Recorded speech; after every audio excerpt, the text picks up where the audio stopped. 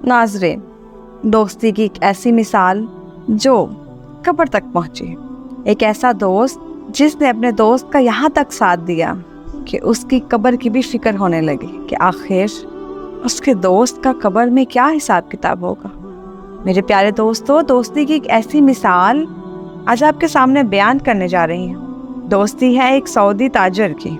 एक सऊदी ताजर का बयान है कि मैं और मेरा दोस्त सऊद शहर बरीदा में तिजारत करते थे। एक दिन मैं जुमे की नमाज के लिए बरीदा की मस्जिदुल कबीर में गया। नमाज जुमा के बाद जनाजे का ऐलान हुआ। मैंने भी तमाम मुसलमानों के साथ नमाज जनाजा अदा की और लोगों ने एक दूसरे से पूछना शुरू किया कि ये जनाजा किसका है। पता चला कि ये जनाजा मेरे ही दोस्त सऊद का है। ये सुनते ही मेरे पैरों तले जमीन निकल गई कि मेरा दोस्त सऊद, जो गुज़श्ता रात हार्ट अटैक से इंतकाल कर गया था, मुझे सुनकर इंतहाई सदमा पहुंचा। ये सन 1998 यानी कोई 22 वर्ष पहले की बात है। इस वक्त अभी मोबाइल फोन आम नहीं हुआ था। चंद महीने गुजरने के बाद वहाँ एक दुकानदार ने मुझसे बात की कि मरहूम सऊद के ज़िम्मे मेरे 3 लाख रियाल हैं, तो आप मेरे साथ चलें, हम जाकर इसके बेटों से बात करें। और ये बात पहले से मेरे इल्म में थी कि सऊद के ज़िम्मे ये कर्ज है। चनाचे हम मरहूम के बेटों से जाकर मिले। बातचीत हुई। बातचीत के बाद उसके बेटों ने किसी ठोस सबूत के रकम लौटाने से साफ इनकार कर दिया और कहा कि हमारे बाप तो सिर्फ हमारे लिए 6 लाख रियाल छोड़ कर गया है। अगर 3 लाख रियाल हम आपको दे दें तो फिर हमारे पास क्या बचेगा। इस दौर में बहुत सा लेन देन बाहम एतमाद पर होता था। कोई ठोस सबूत ना था, जिसकी वजह से उसके बेटों ने साफ इनकार कर दिया।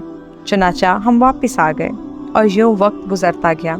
लेकिन हर वक्त मुझे सऊद की याद सताती रहती। यही सोचता कि न जाने कर्ज ना चुकाने की वजह से कब्र में इसके साथ क्या बीत रही होगी। एक दिन मैंने अपने प्यारे दोस्त का कर्ज उतारने का पुख्ता इरादा कर लिया। इस इरादे के बाद जब फिर मुझे 2 दिन तक नींद नहीं आई, जब मैं सोने के लिए आंखें बंद करता तो उस सऊद का चेहरा मुस्कुराता हुआ मेरे सामने आ जाता, गोया वो मेरी मदद का मुंतजिर हो। खैर, तीसरे दिन मैंने अपने अज़्म को अमली जामा पहनाते हुए अपनी दुकान सामान समेत फरोख्त कर दी और दीगर जमा पूंजी इकट्ठी की तो मेरे पास 4,50,000 रियाल जमा हो गए। तो फौरन 3 लाख रियाल से दोस्त का कर्ज अदा कर दिया, जिससे मुझे दिली सुकून मिला। इस अदायगी के 2 हफ्ते बाद वही शख्स जिसको मैंने 3 लाख अदा किए थे मेरे पास आया और कहने लगा, मुझे पता चला है कि आपने अपना सब कुछ बेचकर ये पेमेंट की है, लिहाजा मैं 1 लाख रियाल से दस्तबरदार होता हूँ। और ये कि इसने 1 लाख रियाल मुझे वापस कर दिया और मार्केट में दूसरे ताजरों के साथ भी इस वाक़ये का तज़किरा किया कि देखें, ये होता है दोस्त, ऐसा मुखलिस दोस्त जिसने कमाल की मिसाल कायम कर दी। चंद दिन गुजरने के बाद एक ताजिर का फ़ोन आया। इसने पेशकश की कि मेरे पास 2 दुकानों पर मुश्तमिल एक स्टोर है जो मैं आपको बिला मुआवजा देना चाहता हूँ। मैंने इसकी पेशकश को कबूल किया।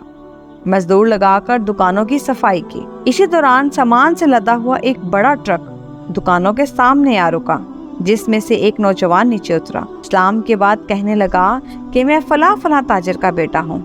ये सामान मेरे अब्बा जान ने भेजा है और कहा है कि सामान बेचकर इसकी निस्फ कीमत आप हमें लौटा देना और बाकी आधा माल हमारी तरफ से तोहफा है, और आइंदा जितने माल की ज़रूरत हो हमसे उधार लेकर फरोख्त करके पेमेंट कर दिया करें। लोग जिन्हें मैं जानता भी नहीं था चारों तरफ से मेरे साथ तावन के लिए उठ खड़े हुए। अल्लाह तबारक व तआला ने वहाँ से मेरी मदद की, रिस्क के दरवाजे खोले जहाँ से मेरा वहमो गुमान भी नहीं था, और थोड़े ही अरसे में मेरा बिजनेस पहले से दुगना हो गया। मुख्तसर ये कि 1436 हिजरी के रमज़ानुल मुबारक में मैंने 3 मिलियन रियाल अपने माल की ज़कात अदा की है।